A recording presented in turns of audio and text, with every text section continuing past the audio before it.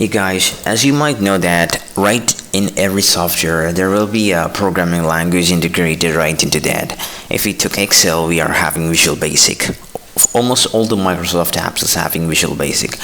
Right in Autocad we are having Visual Basic. Also there is a Lisp programming languages right there. So if you get into here, we can edit the custom commands right in Autocad, or we can totally customize everything. Okay, this is a simple language just like tell you.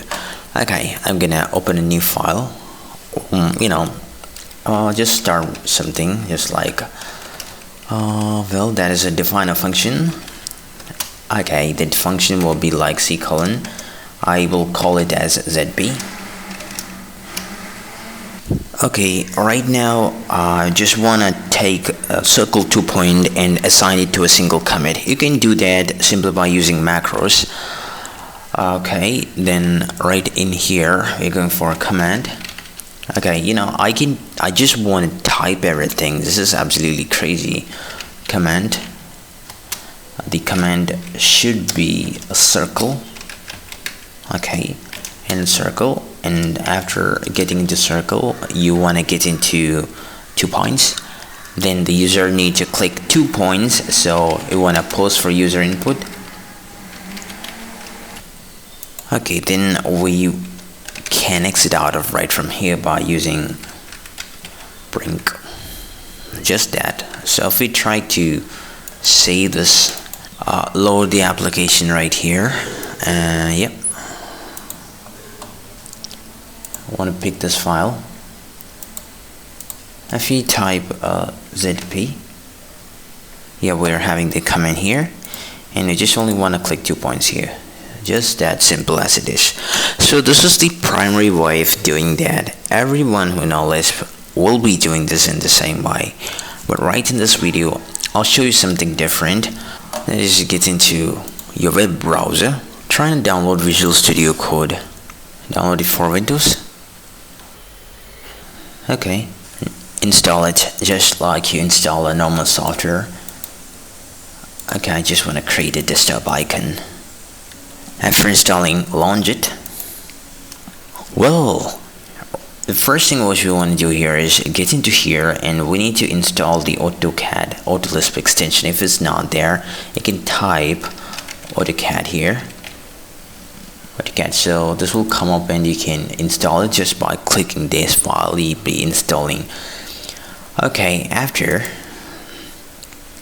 let's create a new file here. So for that, create a new file, and first we want to save the file. So by file and save the file. Maybe we'll test and pick up the extension. There will be Lisp file somewhere over here. There's an Autolisp file here. Okay, then save it. Okay, I'll show you the magic right now. Define tab the function of C colon. Okay, then you can replace what is foo ZZPP. Alright, so right now we can go for a command shall be circle. Okay, circle, then it'll be like 2 point, circle 2 point. Okay, then you go for pause and pause. Well, that's it. Then we can get out from here by using brink. Well, let me try to run this file. If you try to save this file and get into start debugging, attach it, so they will be asking that, oh man, there is no process attached to it. So first, let's save this file and get into Autocad. You make Lisp sys, turn it right into 1. Okay, then you can go right in here. We want to restart Autocad. Just close Autocad and open it again. Get into here. So that will open our function.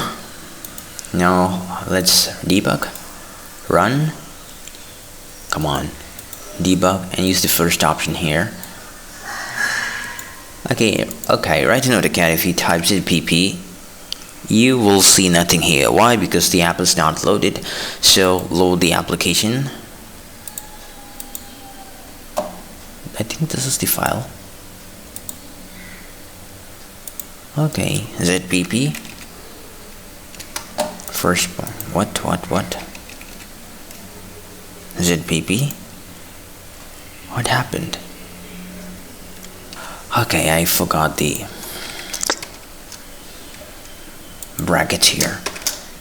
And I'm not a great Lisp programmer. I never used Lisp before, but just as to show you, we can do these and all things right in Visual Studio Code. Load that application. Okay, ZPP.